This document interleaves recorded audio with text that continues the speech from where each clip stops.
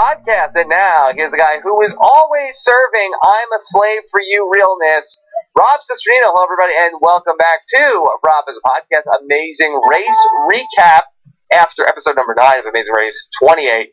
And I'm very excited to bring back my co-host, our chief RHAP Amazing Race correspondent, the always salty Jessica Lees. Jessica, how are you? Well, in fairness, Rob, I didn't go anywhere. You're the one that went somewhere. Yes, that's right. So I'm really bringing you back. Yes, that's true. That's true.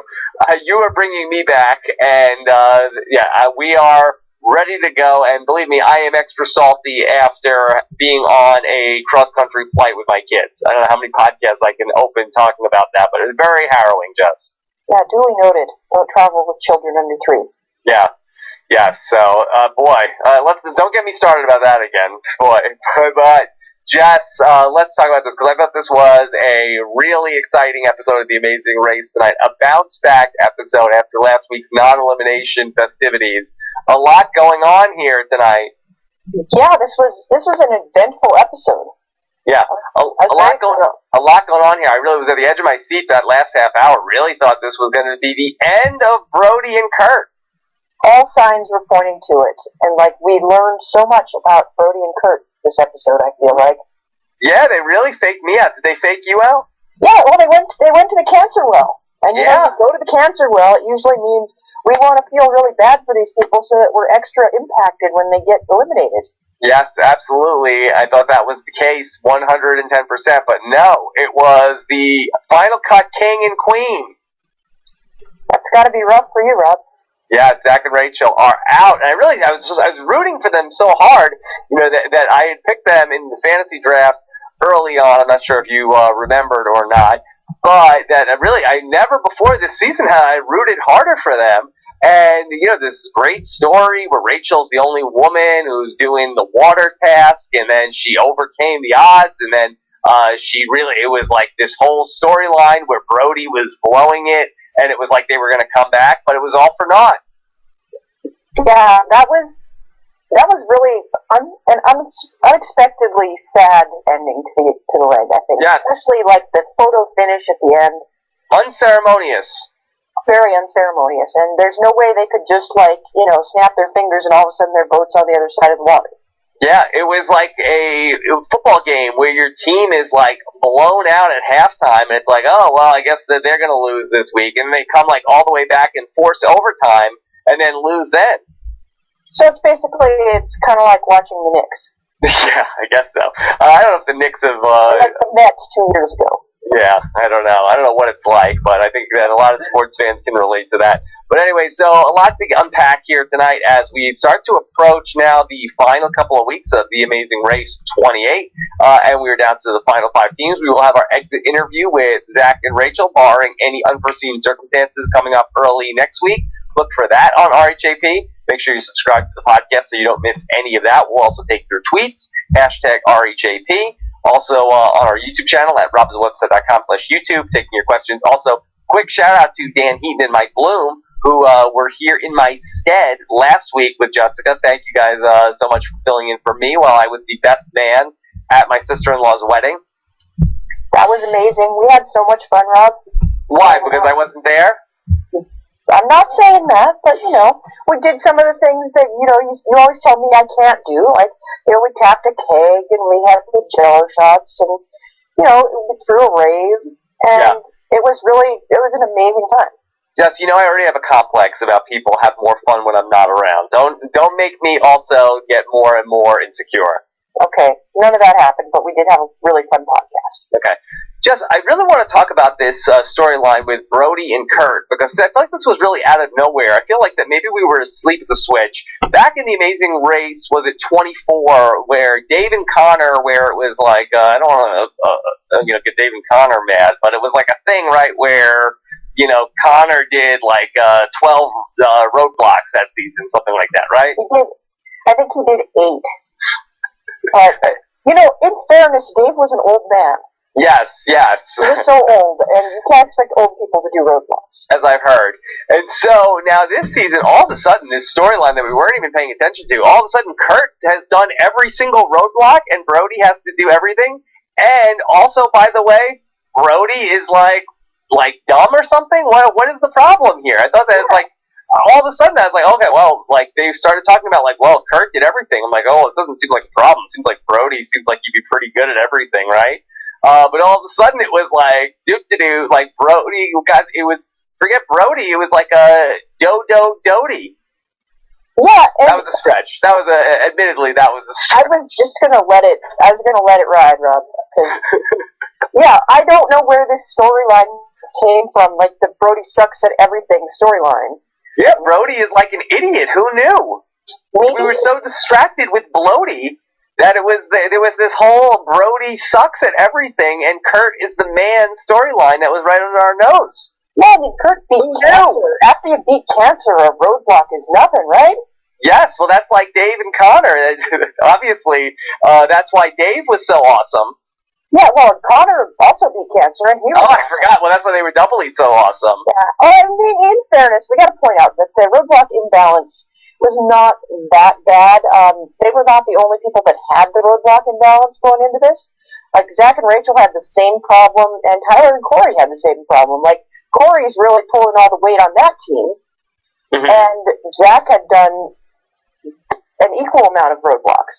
So it wasn't this very highly Dave and Connor-esque specific problem endemic to Kurt and Brody. But it is interesting that this was what they chose to highlight. Like, oh yeah, Brody totally sucks, and he's just depressed now that he doesn't have his girlfriend in the race anymore, so he's useless at everything. See, I didn't even think that they put that storyline out there, that Blair wasn't there. It's interesting, they just kind of totally did a 180 on the story that we're telling about the Frisbee Bros. They used to be like, it was the Lothario and his wingman, and now it's like the, bumbling idiot.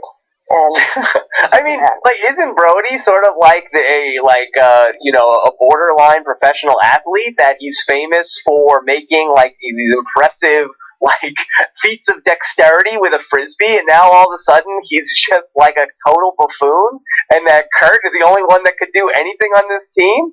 I mean, I'm being tongue in cheek here because it seems like that the show, just every single comment and piece of exposition in the episode was like, boy, Brody is such an idiot. Maybe they need to have a flirting with the ladies roadblock. I don't know. On the other hand, Kurt's the one in the relationship. Like, he had a girlfriend coming into this thing. So. It was like, okay, Kurt is amazing. Kurt does everything that he's done every single task so far. And it wasn't just some fluke. It's because that Brody was incompetent, where he doesn't know how to put the kite together without instructions. He has to cheat off of Ashley. Then he doesn't understand where the pieces go. Then that his fingers are too fat that he can't tie bows, or he has to tie bows because he can't tie knots. He did the knots wrong and everything. And now it's almost like, is this just for this episode to set up this exciting finish? Or do we have to worry about Brody and Kurt moving forward, that they have the liability in Brody having to do all these roadblocks? Well, I mean, in fairness, Rob, this narrative did kind of, there were kind of sparks of this narrative last week, when Brody was unable to solve a puzzle that involved putting the letters R, A, C, and E in order. And I don't think it was so much that you didn't put them in order. I think you had to land them in the snow globe. He did, but it was not, the way he talked about it, it was like he was doing Sudoku. Mm-hmm. And not even the Sudoku at the front of the Sudoku book, like at the back. Yes. So, yes. There was a little bit of this, like we saw him make arguably a pretty bad decision last week. And I think that kind of lays the groundwork, like, see, this is what happens when Brody does the roadblocks. Yes. And I think we might be getting set up for like an early Frisbee Bro ouster, because now they've made a specific point several times of saying, now Brody has to do all of the roadblocks that are left. It was so heavy-handed. It was really, if we heard it, 5 times if we heard it once. Yeah. So it's like, maybe we're this is maybe a multi-episode arc, like, this is a bad decision that led to this other bad decision, and now the bad decision has led to Brody having to pull all the weight that Kurt used to pull. And, you know. Yeah. And not only that, we had Tyler talking about what a bad decision it must have been that they used the express pass in leg number 8. I can't believe it. Why aren't they? You saw Zach saying, why aren't they using the express pass? It was a lot of all the other teams commenting on what are Brody and Kurt doing in this leg of the race. And we kind of considered them, up until halfway into this episode, the presumptive favorite to win this season of the Amazing Race. Probably you had them a little bit ahead of Tyler and Corey, who had some weeks where they were lagging at the back of the pack. But now I feel like that this is very much in doubt. Well, you know, this makes it more interesting. Yeah. If you want the truth, it's really very exciting to know that there's a weak spot on the Frisbee Bros team, just as there was a weak spot on Tyler and Corey. That means it really could be anybody's race. Yes. Like, almost anybody. But now, we learned about Brody that he was having problems tying the knots because of his... My fingers are huge. His aforementioned huge fingers, Jess. We also learned tonight that he also... I got the hugest snake. Also, the hugest snake. all right, well, I'm kind of shocked it didn't work out with Blair then. Yes. Was that slowing him down? Maybe it was. I'm given to understand that, huge fingers and the hugest snake can sometimes slow you down.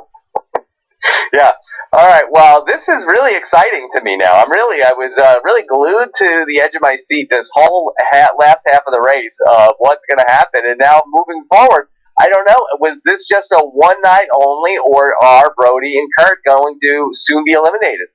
Well, I think it could go either way. And we've seen already on this season anything can happen, because we thought Tyler and Corey were totally done, and they're back on top. Bounce back. So, yeah, I think almost anybody can have that kind of setback and come back from behind. Okay. So if anybody can do it, I think, it's the team of the guys that beat cancer and the guy that, can't build a kite. Yeah, the kites were pretty amazing. I was very impressed with the kites that were made in this leg of the Amazing Race. That was a stunning visual. I really loved watching those kites. Yeah. Now, Jess, again, this narrative of Team Rooster Teeth, they always think that they're going to finish in first, but again, they finish in second and second and second. This is the fourth leg in a row. They come in with a second place. Do you think, will they fulfill the destiny of the Joey and Kelsey, where it's second, second, second, and eventually their first place finish will be in the final leg of the race? Do you think we're going to get back-to-back Joey and Kelsey edits? I mean, is it a Joey and Kelsey edit? I mean, if it just so happened that back-to-back seasons, a team kept coming in second and then eventually came in first, what is the Amazing Race supposed to do? It's not scripted. They don't need to mention it. They don't need to keep lampshading it, But why? But I guess you wouldn't mention it. You would talk about it if that kept happening. You might, or you might ignore it, because that's happened to teams before and it went unnoticed. So I think we could have a different narrative for Bernie and Ashley if we chose to do so. I think it's interesting that they're getting this again. And I don't know whether it's because they win or because, they get their first place and they go out. Yeah. Because that actually, Amazing Race Canada last summer, we had that happen with the team. They were third place for many weeks in a row, and then they're like, I just want to get first place just one time. They get their first place, they make the finals, and they're out. Once they got there. Yeah, once they got there. Soon. Yep, they sure did, and that was, no, you never do. No, not ideal. So for Zach and Rachel, let's close the book on Zach and Rachel. What was your take on them? You ultimately just said in the preseason, you felt like this was going to be the team that you were going to forget was on the race along the way. Obviously, that was not the case. Well, I did a couple of weeks in there. Jess! But, how dare you? Hey, man, I mean, I think some teams would argue that it's better if I forget they're there. Yeah. For Zach and Rachel, though, it was such an exciting story. Now, again, that you have to say the cardinal sin here was not taking a look at the roadblock before they decided who was going to do it, right? Yeah, but you can never tell. Or were they in jeopardy, too, just like Kurt and Brody, of that it had been that Zach had done too many things? They were they were in that place, and there wasn't, like, it was exactly the same imbalance that Kurt and Brody were facing. So Well, how do you know? Do you track this stuff? it's on Wikipedia. Okay. Someone I'm so sorry. I don't need to track it myself. And I think you should know now, after we did our draft and we, hammered out scoring, that anytime you say, I wish I could track this statistic, someone out there on the internet is already tracking. Yes, I just wanted to know where you go to get this. Yeah, Wikipedia is where you go to get this. Okay. So there was that imbalance, and they may have been thinking, well, there's a detour up ahead, so it doesn't really matter what this roadblock is. We can have Rachel do it, and then she ups her roadblock count, and we don't max out Zach's roadblocks. I could see them having that train of thought. I could also see them not really being able to see right away what the task entailed. Mm-hmm. But if you could, shouldn't you always try to get a peek on what the task is going to be before you decide who does it? You can't always. So I think it really varies from task to task. If you can, you should, but I don't think anybody willfully ignores it if they can see what the task is. Right, but are you knocking Zach and Rachel for not getting a good look at it, for trying harder? Because I felt like knocking Zach and Rachel for not getting a good look at it. Yeah, because I thought that you would say, obviously, this is like Amazing Race 101, that you would want to take a look at the task and decide who's going to do the roadblock, especially if it's something physical where all the other teams had especially the co-ed teams had the male member of the team do this because they thought it was going to be more of a physically strenuous thing. Zach seemed to immediately regret that he wasn't the one doing this task. I'm surprised that you're not more critical of them in this. I'm not, because I don't think they could see what it was, and I don't think it looked that hard when you could see it. Okay. So I think it was deceptively taxing, and I think Tyler and Corey made the exact same mistake, probably for the exact same reasons. Mm-hmm. Are you allowed to go down and go check it out before you make that pick? No, you're not. Oh, okay. Like, if you can see it from where you are, you can kind of get a taste of it, but there are some tasks where you open that clue, you're in an entirely different building from where the roadblock is happening, and you can't see what it is. And so it really does vary from task to task. Now, Jess, this is a leg of the Amazing Race with a double roadblock, no detour. How uncommon is that? It's happened. It's not super common, but it's something like they frequently will do it to start off a season. Like, this is frequently a leg one thing where just so that they make sure everybody has to do something. Mm-hmm. Yeah. I kind of like this, and then the other person has to do what's going on. But do you feel like, should they tell them up front that the person who does this is not going to do the second task? Well, no, because that makes it interesting. Mm-hmm. If you knew there was another roadblock coming up, you might do things differently, and it leads to some surprises where you have, one person doing a task that maybe they wouldn't have chosen to take. And I think that's where some of the more compelling television happens. Okay, good. All right, so then in terms of the closing the book on Zach and Rachel, they do almost sort of mount the comeback. I really did feel like that once, Rachel, she persevered to get through this, and then it turned out that putting salt into bags was kind of her thing. She made up a lot of time there. Yeah, well, it turned out Kurt was not very good at that. No, Kurt was not great at it also. I don't know if he also has huge fingers.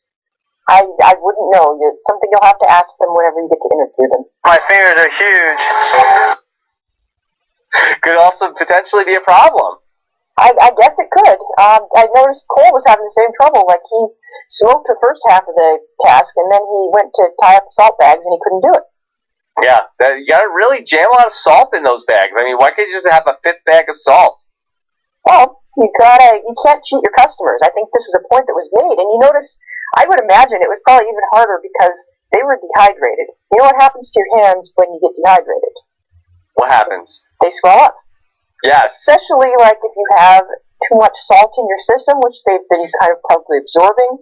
So try to tie up these tiny little bags with big puffy, swollen up heat fingers. That's got to be tough.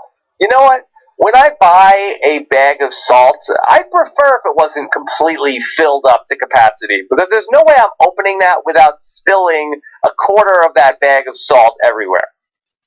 Well, that's why you put it in a container and then you punch the bag of salt. and then you don't spill it anywhere. Yeah. I like my salt in a grinder, anyway. All right. How about that, Jess? So, I hear there's an app called Grinder. That's different. That's different. Hold on. Slow down. You're swiping left on the salt? No. I'm grinding my salt. All right, let's talk about the plight of Dana and Matt, who had a rough couple of weeks. Certainly a bounce back week for them after a very trying week number 8. How do you feel like Dana and Matt were holding up this week? And the funny thing is, Dana and Matt are that team that I forget is there unless they're in a bad mood. Mm-hmm. Yeah. So, you know. They sort of do. It's so great because with Bluetooth technology, you can wirelessly listen to your music and take phone calls. Hey, Snuggle Muffin. Just calling to say I love you. Or not. Toyota, let's go places. So, you know.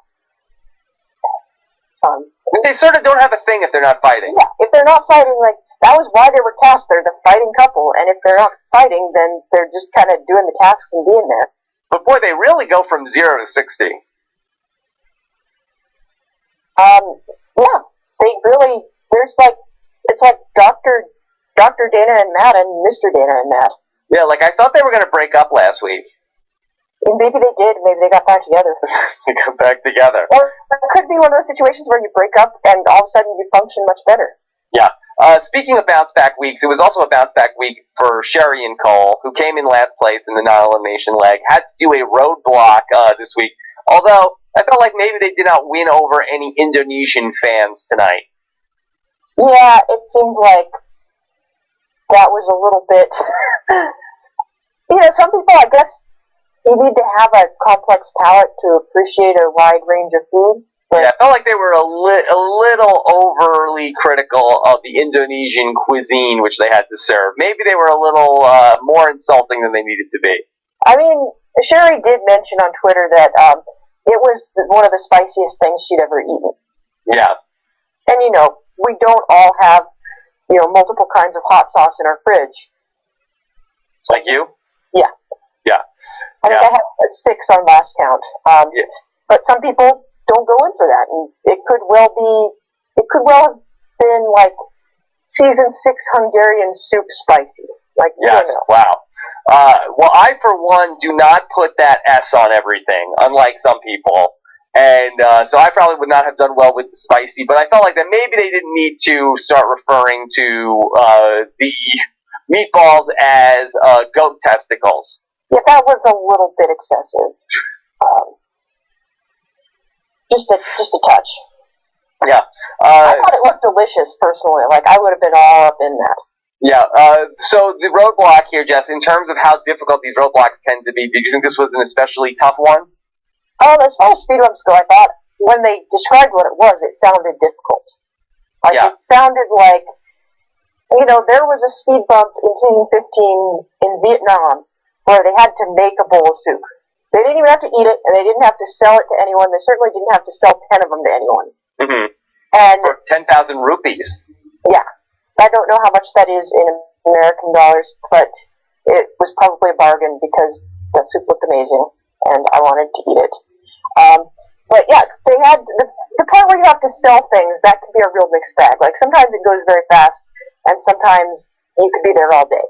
So I thought it was a pretty lucky thing that there were a ton of people there basically clamoring for it as fast as they could make it. So it wasn't that tough in the end, but on paper that could have been very tough.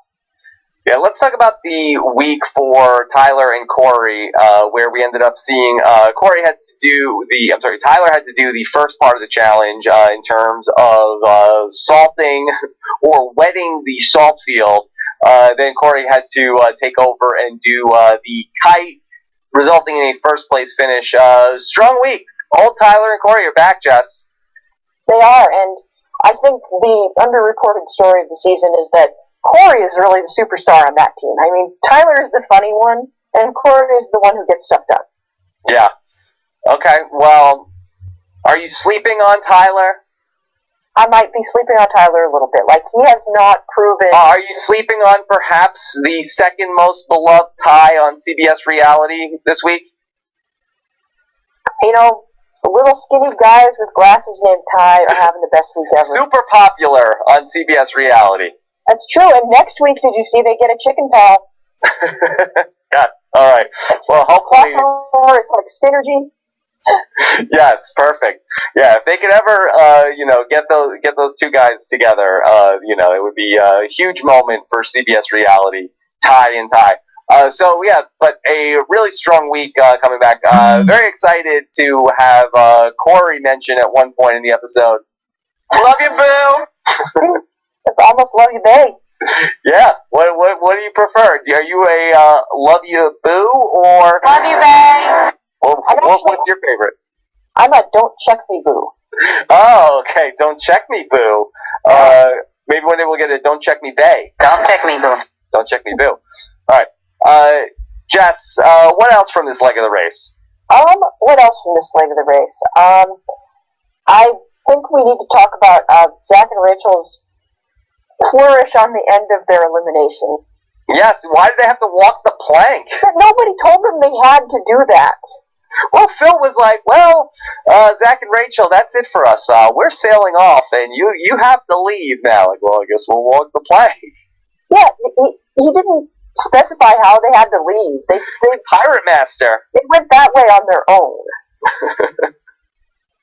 Yeah, once Zach and Rachel walked the plank, have we heard from them? Are we sure they're okay after this? Well, if they don't answer the call on Monday when you do your exit interview, I guess you might have to guess that they drowned. Right, after the amazing race, just abandoned them in the sea in Indonesia. Yeah, who knows? They could have washed up on an island somewhere and they're living off the land. Oh, I hope so. Yeah, we know now that they know how to make their own salt after this. Yeah, that's true. That was useful information, I'm sure. Yeah. No, it really was so misleading. I guess it was not predictable, but they were trying to make it seem like, oh, this is perfect for Zach. He's good at Legos. He can put stuff together. Brody all of a sudden is dumb. He doesn't know how to put anything together. He can't count. He can't tie bows. They don't know how to row the boat. Brody and Kurt. Yeah, and I don't even think he was that bad at the kite. I think maybe Zach made up a lot of time on the kite, but they were just so far behind that it didn't matter in the end. Yeah, I don't know. All right, well, Jess, let's get into some of these questions. You ready? Okay, here we go.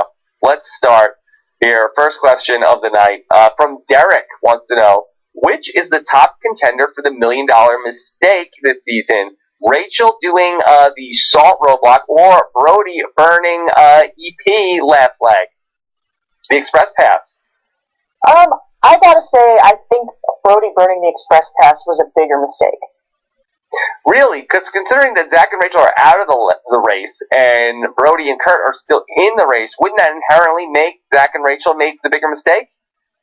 Not really. I don't think, I think Jack.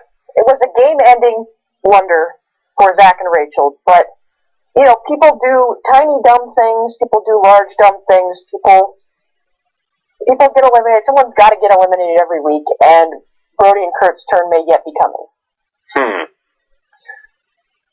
I don't know, Jess. I gotta feel like that the game-ending mistake has to be me if I'm wrong, and you know I'm wrong. Oh, now you sound like Nicole.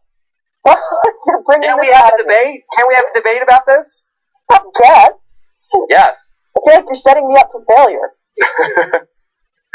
Well, we can discuss the question. Okay. Yes, we can discuss the question. Yeah, I don't want to turn it to Dana and Matt here. No danger and the of that. podcast on that. But I have to. I feel like that if you make a mistake and then it costs you your game, it has to be bigger than a mistake that doesn't cost you the game. I mean, that's a fair point. Brody and Kurt are still in it, and they haven't, up to this point, made any mistakes. Like, really, before this leg, hadn't made any mistakes that were really putting them in any kind of danger. Right. But I don't know if that's just because they were, that good to begin with. Like, the margin of error is bigger for Brody and Kurt. Okay, so you feel like because they seemed like that they had a better shot to win if this cost them the win, it was a bigger blunder? Yeah, I think the blunders are equally large. It's just one of them ousted a team and one of them didn't. But I do see your point. Okay. All right. This is from Jazz Bidgood. Has a team ever been saved by 2 non-eliminations before? I would much rather have seen Sherry and Cole go home last week and save Zach and Rachel this week. That has certainly happened before, right? That has happened dozens of times before. Yeah. It tends to be a team that comes in last is coming in last multiple times. Yeah, and teams have won the race after surviving 2 non-eliminations. Yeah. Okay. Let's take another question. Adam555 wants to say, was the emphasis on roadblock strategy a welcome step in this season of Amazing Race in the absence of other strategical parts of the race, like booking your own flights? Just, do you think that the emphasis on the roadblock strategy is overcompensating or compensating for not booking your own flights? I think the race is at least thinking about the fact that if they're not having strategy in one part of the race, they got to put it somewhere else. Whereas we've had whole seasons where that might not necessarily have been the case. So yeah, I think they're starting to realize that it's not the most exciting TV if everybody starts on even ground at the beginning of every single leg, and they've got to put something in there to make up for it. And it's got to be more the choices you make and the way you approach it cerebrally have as much bearing on how you do as how fast you get somewhere and how good you are at the task.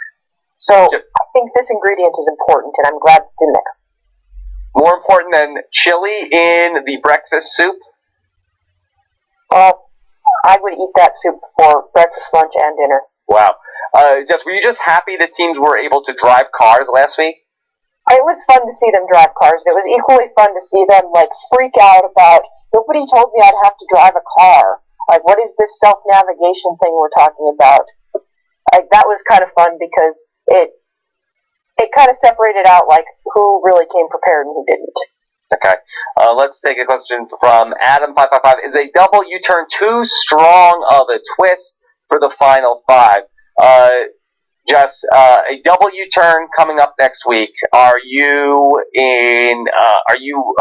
recoiling from this? Are you excited to see it? I mean, I think it could. Do you love it, Boo? Love you, Boo. I don't know if I love it, but I think having U-turns that late in the game can be really problematic.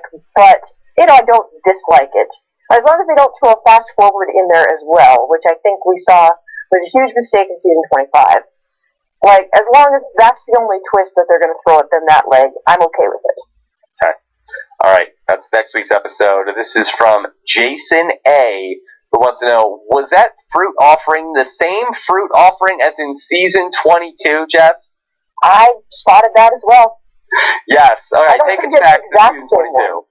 I don't think they're exact same ones, because I don't think the fruit would last that long, but they had to build those things. Yeah. Again, and that was the start of the episode with the Brody and Kurt potential dodo edit in this episode, where they ended up going further away. It was they just had to bring the fruit right to someplace that was 20 feet away.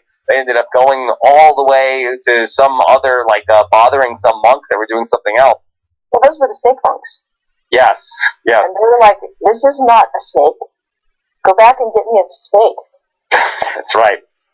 That's right. The hugest snake you can find. Okay.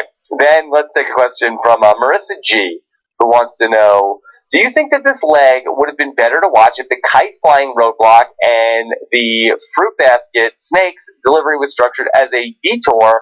I personally was not feeling the race 5 this episode. Jess, what do you think? Were you feeling the race 5 in this episode? I thought it was competitive. There was a lot of order switching, which I always like. Mm-hmm. I didn't think it was a problem, and I liked that. The point at which I decided it was good leg design was when Bernie and Ashley were rolling up that second roadblock, and they said, "Okay, I'm ready to do a detour." And what? It's not a detour? It kind of blew their minds a little bit, and I thought that kept them on their toes in a really good way. And I thought when you think really hard about what these 3 tasks are and how you have to approach them and how difficult they are, I think it's very, very clear that the snakes and the baskets, you're carrying stuff. Some of it is, some of it's a little bit, repulsive stuff, but, you're picking up stuff, you're carrying it, and then you're carrying it to another place, like right there. That's not a hard task. That's not something you could make half the detour. And you certainly, I think the kites and the salt were both, they tested different kinds of skill sets, and I think that was important to showcase.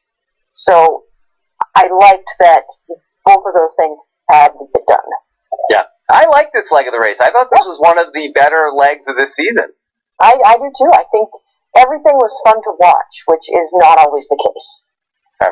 Let's go to Jazz, who says, never mind Zach and Rachel. I kept forgetting Dana and Matt are still on the show. Is there any hope of them winning if the show's ignoring them? Well, it doesn't ignore them when they fight. Yeah, I mean, maybe they just have to get really, really mad at each other, and then we'll remember they're there again. Mm-hmm. Yeah. I mean, I don't know, like, we talk about this a lot on Survivor of this person can't win because they're not getting winner edit. Do you feel like on Amazing Race, is that as big of a deal, Jess? It's less of a big deal, but if you don't have a story at this point, I don't think you're winning. Mm-hmm.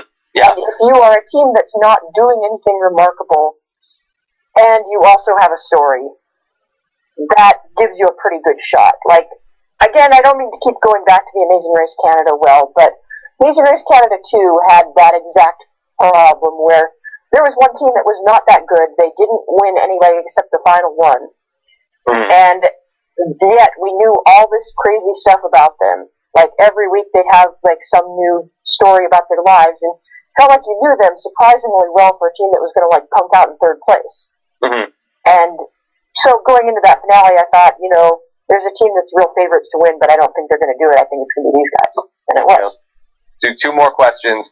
Rushmore wants to know, will the boy-girl teams double U-turn the guy teams? Do you see that as a thing?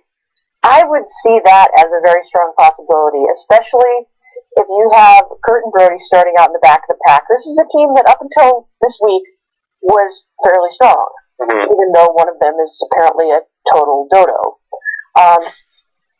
Brody. He went from he's the object of Blair's affection to seems like, we're like, who's Kurt? Brody is the star of this team. He's the Frisbee bro. Kurt's just some guy. Now all of a sudden that Brody, he doesn't have Blair, that he's just, that Kurt, he's an idiot. Kurt is carrying this team. He's the hero. Is he literally carrying this team on his back? Literally carrying this team on his back. Brody is like dead weight now on the show.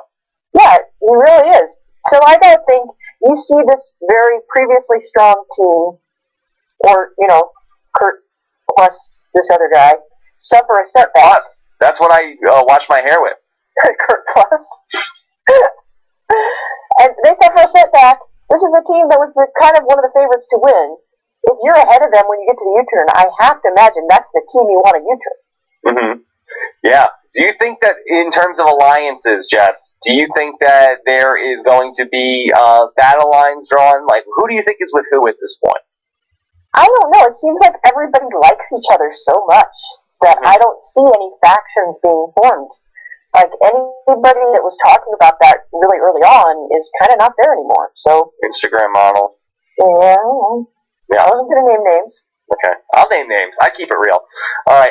Then finally, this is from Pernam 108.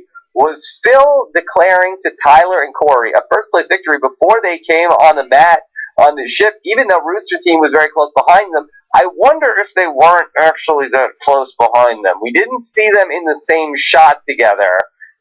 Don't you feel like that maybe Rooster Teeth was not as close as the edit might have said for Phil to say, Tyler and Corey, you're team number one. Come aboard, mateys. Yeah, like if they weren't even swimming at that point. Mm-hmm. And you know what I always say, this is like Amazing Race viewing 101. If you don't see two teams in the same shot, that generally means they're probably not as close as they want you to think. Don't you think they'd kind of want that shot if you had two teams like neck and neck racing for first place? Yeah, and whenever that is the case, we always get it. Yeah, I think so. All right, Jess, so next week should be a very interesting show with the double U-turn, Final 5. How many weeks are left here in the Amazing Race? This is episode number 9. Typically, is it 12 weeks? It's 12 weeks, so we got 3 more. 12 weeks. So tell me how you think. So you think that, so we will expect our Amazing Race finale, what, the week before Survivor? The 13th is going to be the finale? Friday the 13th? Yeah. What? Oh, I didn't think it happened on Friday the 13th. So next week will be the 29th of April. We'll go down to final four, and then have non-elimination, and then go into the final three or final four on the.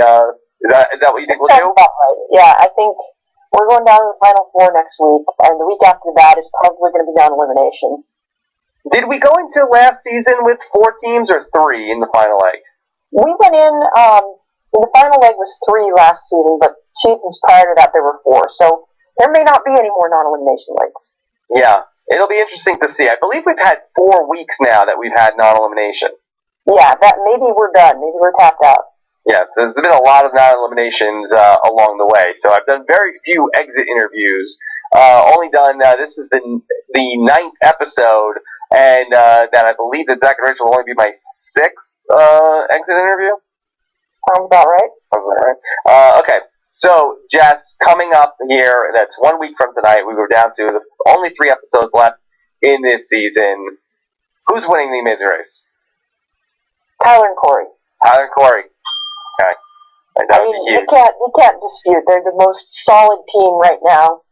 I think there's a very strong possibility somebody U-turns Kurt and Brody out of the game next week. Yeah, it'll be interesting to watch.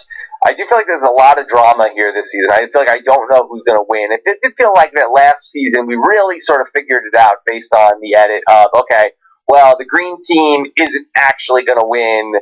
You had the reporters, they're probably going to win, and we really couldn't come up with another scenario of what was going to happen. Yeah, we really couldn't, and this time I think it's very up in the air. Like, Sherry and Cole could come from behind and pull out the victory. I'm not ready to say that I think that's a likely scenario. Yeah. I'm not saying it's super likely, but I'm saying it could happen. Okay. Beacon Boys can win the Amazing Race. Yes, for the hashtag tonight, somebody put this in the chat room earlier, and I really like it. What do you think of Broduku? Brodoku? Broduku? Is it too hard to spell? I don't think so. B-R-O-D... O-K-U? O-K-U? Sure. All right, Brodoku. That's the hashtag. I like it. I think that's pretty solid. All right, Jessica Leese, that you could read Jessica's recap of this on previously.tv, right? That's right. That's right. We'll also recap Survivor. Also recapping Survivor. You can check that out every single week. Will you be giving this what is it? What's the, what is it thumbs up, thumbs down, or watch or don't watch? Yeah, watch and skip. And it's basically like between every commercial break, you break down what happens and decide whether, if you're DVRing this, if you're going to fast forward through it.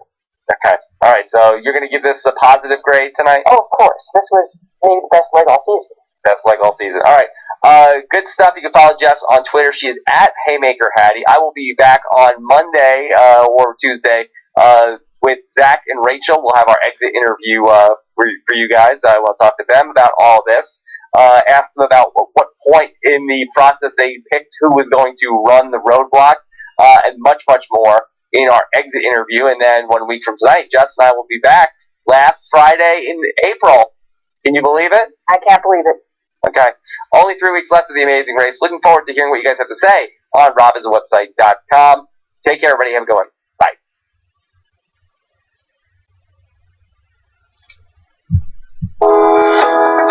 Votre abonnement sur VMonkey gratuit vous offre une grande partie des réponses dont vous avez besoin pour prendre les meilleures décisions.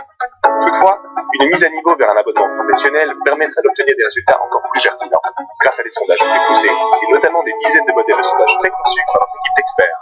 Une mise à niveau vous permet de poser plus de questions et d'accéder à toutes vos réponses, qui garantit des résultats très concrets. Prenez le contrôle de l'aspect de vos sondages en y intégrant votre logo, vos couleurs et l'URL personnalisée pour refléter votre marque. Une fois les données de votre sondage en main, publiez vos résultats personnalisés que vous pouvez imprimer, télécharger et partager avec qui vous le souhaitez. Mettez à niveau votre abonnement dès aujourd'hui pour obtenir des fonctionnalités plus puissantes et prendre d'excellentes décisions.